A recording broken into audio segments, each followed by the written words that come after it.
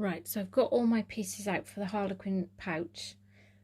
Now what I'm going to do to show you both styles, on one side I'm going to do it with the accent and the angles, and on the other side I'm going to use the blanking pieces, just so you can see how to do both.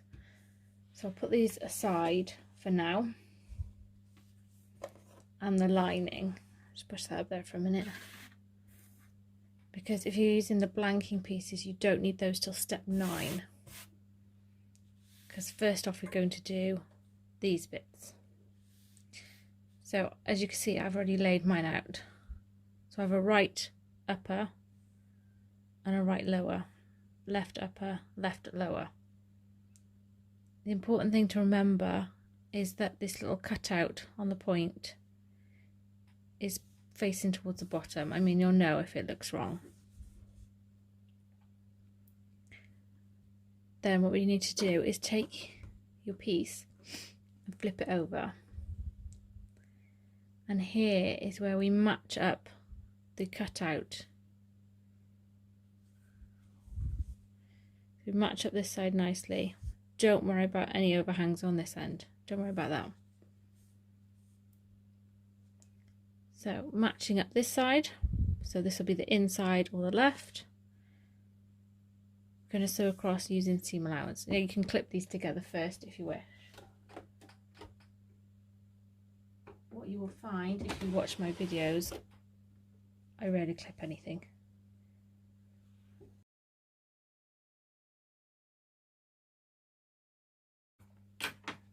So once these are sewn together, just move my light, we now need to press open the seams.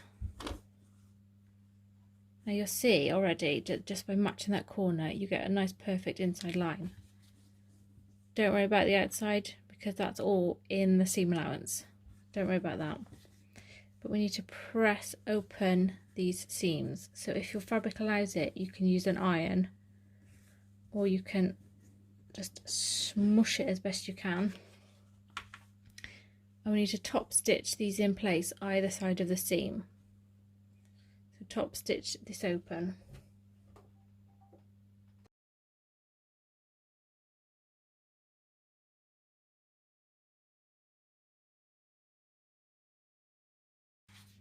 And there we go. So I've top stitched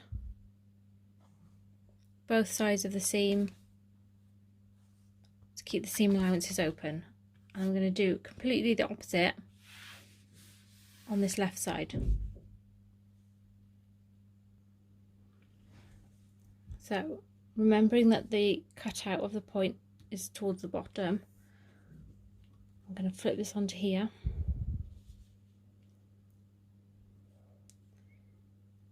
So these are your left pieces and you're going to match up the corner on the right side. So again, make sure this is as perfect as you can get it. Don't worry about the overhang on this side. And sew together using the seam allowance again.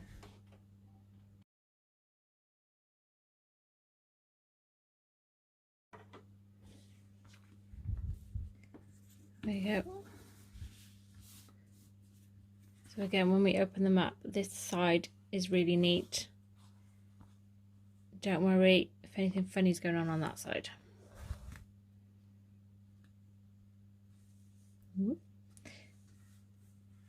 Seams open again.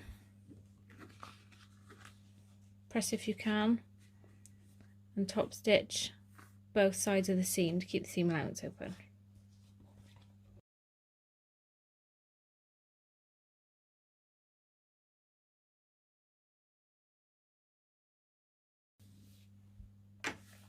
There we go. So we have a complete left one and a complete right one.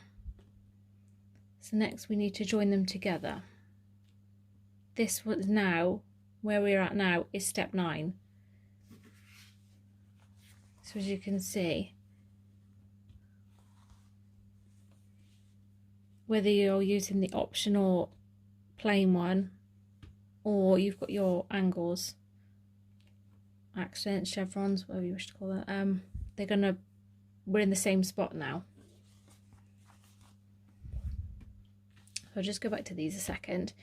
What we need to do is lay them right sides together and match up this seam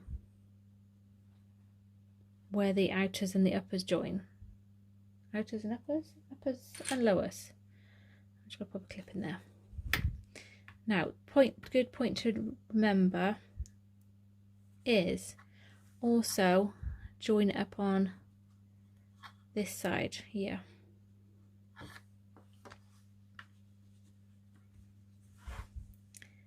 And then you'll know that your lines are going in the same direction. There's something funky going on with mine because mine are different sizes. Not going to worry. We don't worry about things like that here. All gets hidden in the seam allowance. So I'm going to sew them together down the long side edge, sorry. So obviously this one longer, using a seam allowance. Here's where we get the moment of truth. Oh, pretty darn good. Happy with that, happy with that. I'm just going to cut off these corners because they're really bugging me.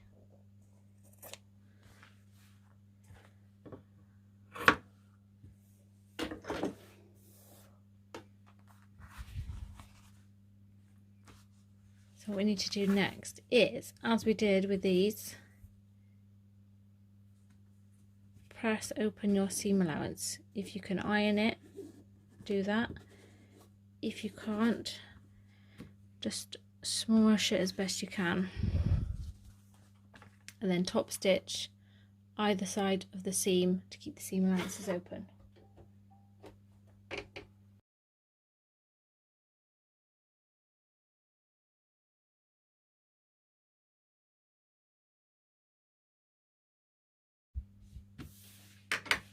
There we go, so that's one side finished.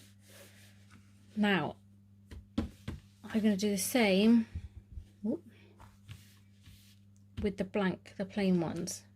So right sides together and sew them together down the longer of the side edges.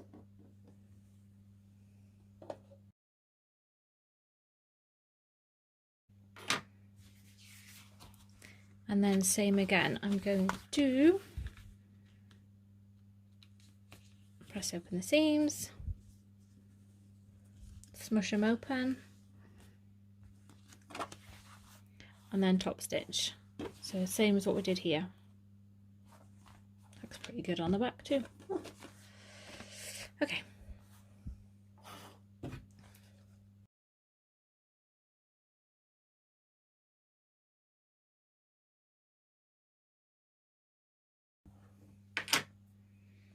There we go. So I have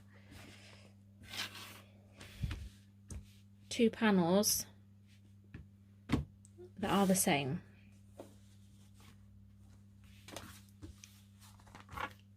Seams open and they've all been top stitched. Now if you've used cotton, linen or anything that you can press, you can now go ahead and center your fusible fleece and fuse it to the back of your outer pieces. Otherwise, if you're using faux leather like me, you have to fuse them to your lining pieces, so just center again. Now the funny thing about fleece is that when you cut it on the fold, it does tend to be bigger than say if you're cutting cotton on the fold. So just lie it on your, if you're going to put it on the lining, just lie it first. If it looks like it's going to be too big, trim some off. If you think, oh, that looks a bit too close to the bottom, trim some off. So ideally I should have trimmed a bit off here and there, but eager beaver. But it's all good. All good. Right. Now they're prepped. We need to get our zip. So you will start off with a piece, and mine seem to have stuck themselves together. So you will start off with a piece that is 1.5 by 2 inch. Fold it in half to find the center, then unfold it and bring these together. The ends, the raw ends to meet your center. Now your zip should be 22 centimeters long. If you've had to cut it down, you might want to use a bit of fray stopper, fray check on the ends if you're worried about fraying. But just butt the end up with the center of your tab and fold it over. So you are enclosing the tab, and actually I quite like the floral side of that one. So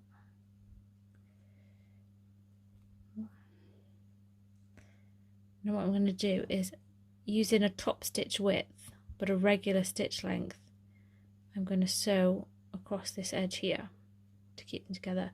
Now if you want, you can pin this, you can use double-sided tape, whatever you feel you need to do to keep them all together.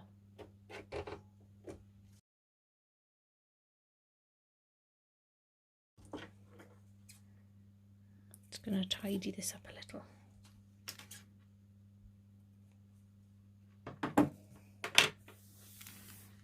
There you go. And then repeat for the other side. So I've got my one, folded it in half. Oh, mine's doing funny things here, hang on. So I fold it in half, and then I brought the raw edges into the center. And then I'm just going to fold that over in half again to enclose the end of my zip. Now if you wish, if yours looks like mine, you could just baste it together. So just pop a few stitches in to hold it together before you put it inside the tab.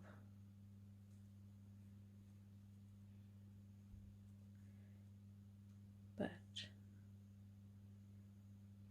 I am doing this quickly in the hope that my kids stay sleeping.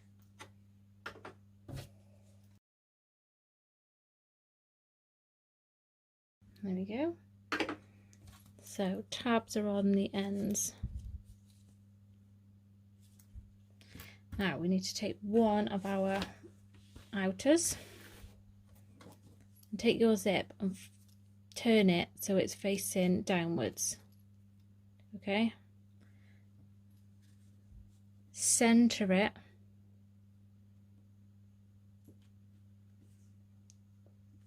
across the top edge. You want to match the edge of the zipper tape across the top edge of the pouch and center it.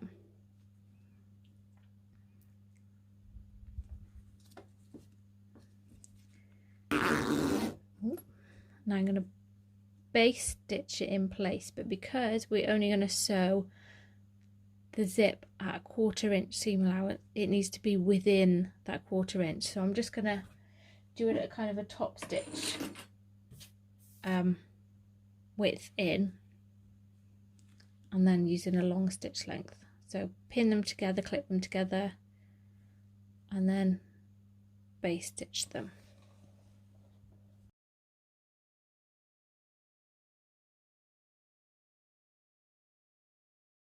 So I'm just going to double check that they are even. Yep, look okay to me. And grab one of my lining pieces. So right sides together, match up the top edges, and then you're going to sew across the top using just a 1/4 inch seam allowance because you're using a number 3 zip here. If you've got a number 5 zip or bigger, you could increase it to a regular seam allowance, but if you're using a number 3, just a 1/4 inch.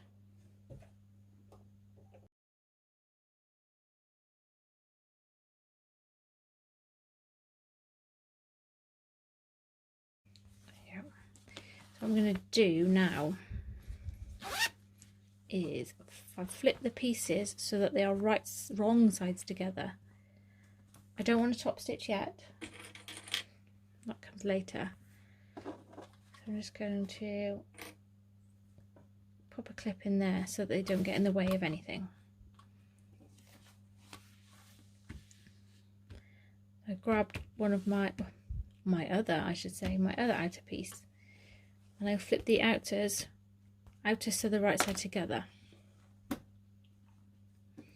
Now once again, center your zip across the top edge of the outer, the new outer, remaining outer, whichever we should call it, and then base stitch them together.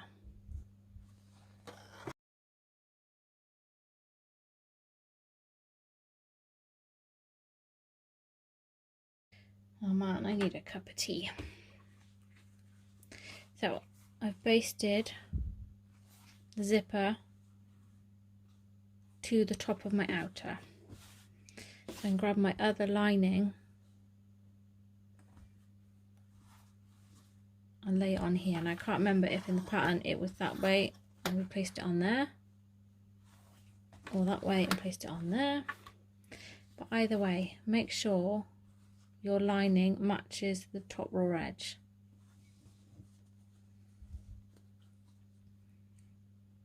Now line them up, pin or clip together as needed, and then sew together across the top using a 1/4 inch seam allowance and regular stitch length.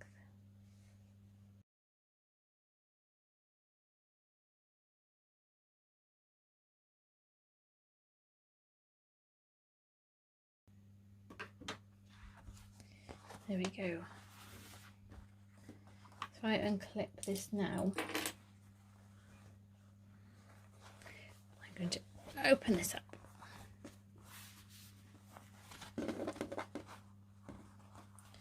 So both of my outers are facing upwards and my linings are facing downwards. Now if you can press these away from the zipper so that they lie nice and flat. And here, press these away. Now here comes the top stitching. We're not going to top stitch all the way across. Instead we're going to top stitch a box. So normally, let's stay from here, I start on the zipper tab or next to the zipper tab, but you don't want to top stitch past the tab. So start here in line with the edge, and then we're going to top stitch all the way across to nearly the end of this tab. Top stitch across here, then back down the other side of this one, across this tab to join where you started, so we make a rectangle. This adds a second row of stitching to the tab as well and leaves the ends free to open for construction. So I'm going to start by here. I'm not going to press it, not because I'm a rebel, but I'm working on speed right now.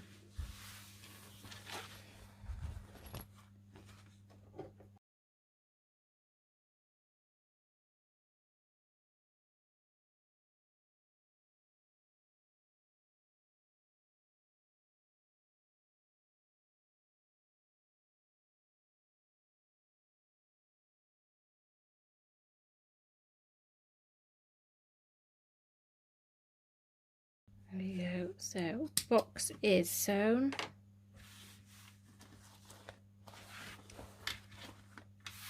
Everything's top stitched. So I'm going to open my zipper up. Not completely, but most of the way. And I'm going to flip the outers together and the linings together. On the side, I'm going to open up these seams where the outer and lining matched. Do that with both pieces before matching them up.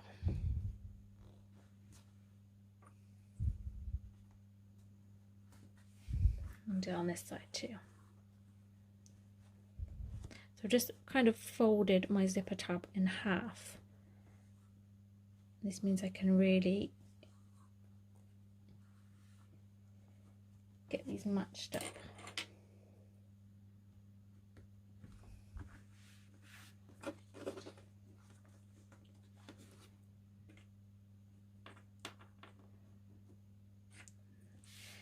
So I'll carry on clipping around the sides. Now for the outers, I'm also matching up these open seams as well. Pressed open seams, I should say.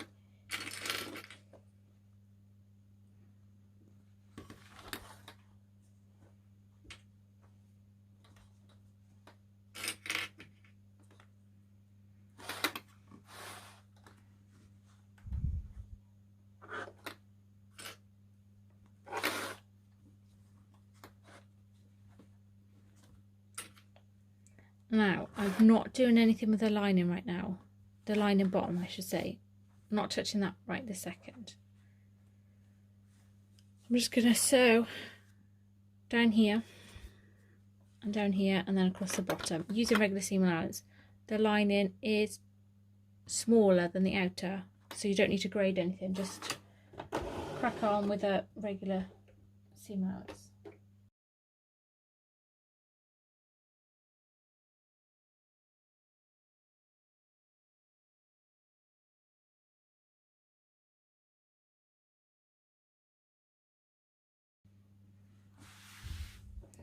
And there we go.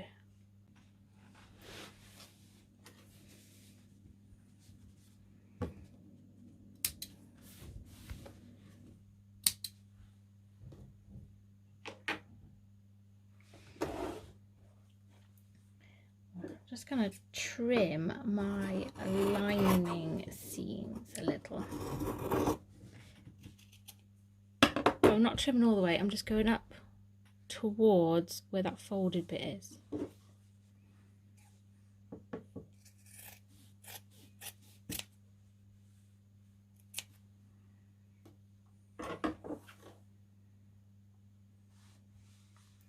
Yeah, and then on the base,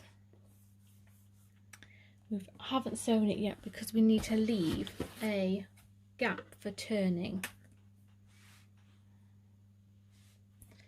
Now I've put in the pattern to leave a 2-inch gap, which is here.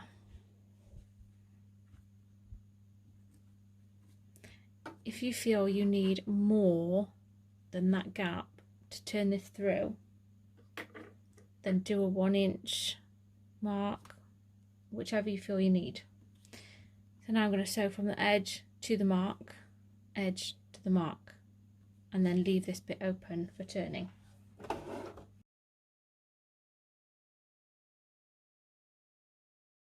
There you go. And don't worry if you don't sew completely up to the line. This is just a rough because, well, just don't spend all your time exactly measuring 2 inches.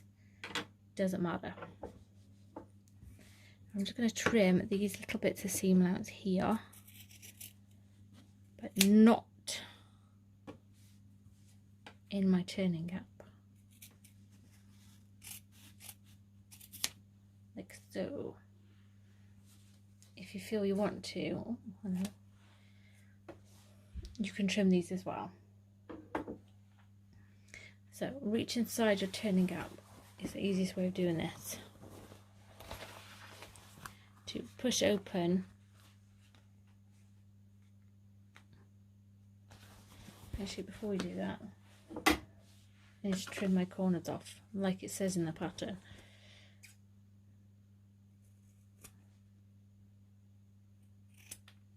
Like so. So see, we are following the pattern. Promise.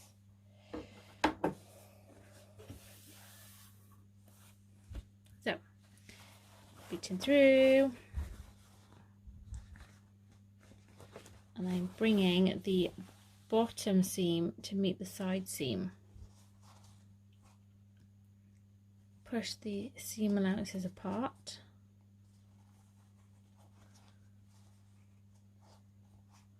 And you can pin or clip these if you like, and sew across using regular seam allowance.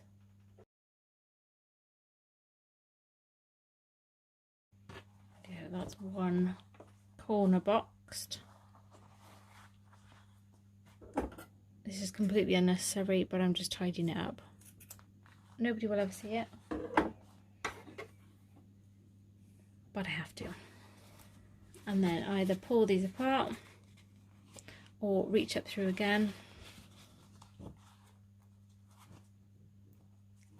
and press the seams open.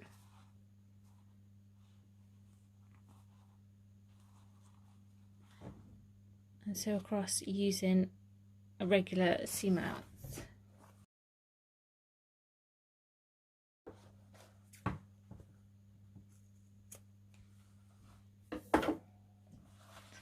There are 2 boxed corners. Now I'm going to do exactly the same with the lining corners. They are a little bit smaller, but still sew across using seam allowance. Now I've trimmed the seams down, but I'm just going to open them the best I can. There you go, and seam allowance.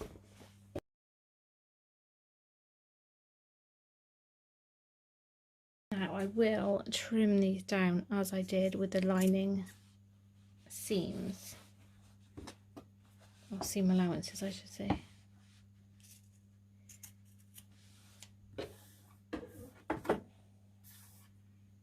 There we go, all 4 corners are boxed,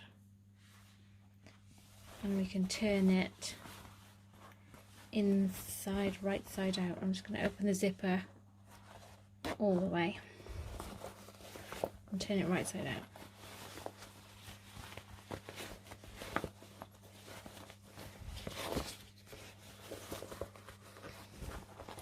Push out the corners. Now this is the part in the pattern that you might find confusing, but to get a nice corner, what I'm going to do is look through the turning gap to where all the seams meet on the side. I'm going to open it, and I've got my finger on there.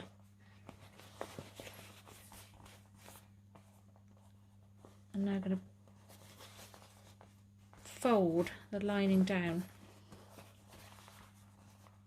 So those seam allowances are now open. They're not bunched up in any way. So I'll do the same on this one. Through the turning gap, locate the seams where the outers and linings meet and open up the seam allowance. I'm folding over the lining into the outer.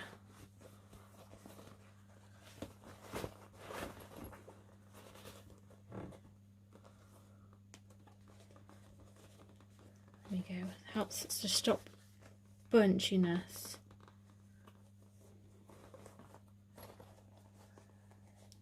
Get a nice, definitely a neater corner then.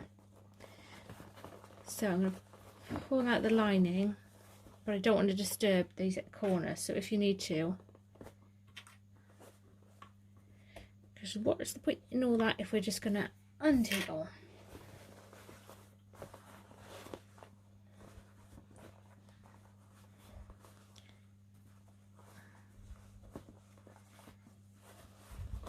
Now we need to close up our turning gap, so if you pull it tight,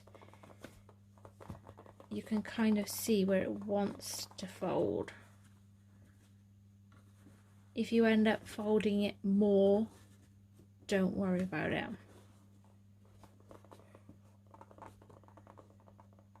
And then sew across using a regular stitch length, but a top stitch, or edge stitch as they can call it.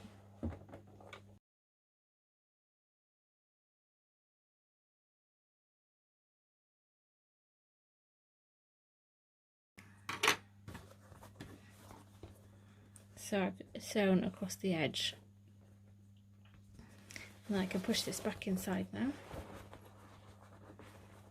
Push out the corners. Remove these clips. And that is that complete. So this is how it looks with the accent on the front. And this is it with the plain panels, which I've seen some gorgeous ones already.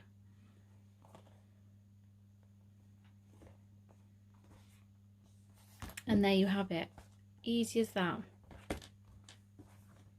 Any questions, feel free to pop me a message in the group. And I hope to see what you make soon.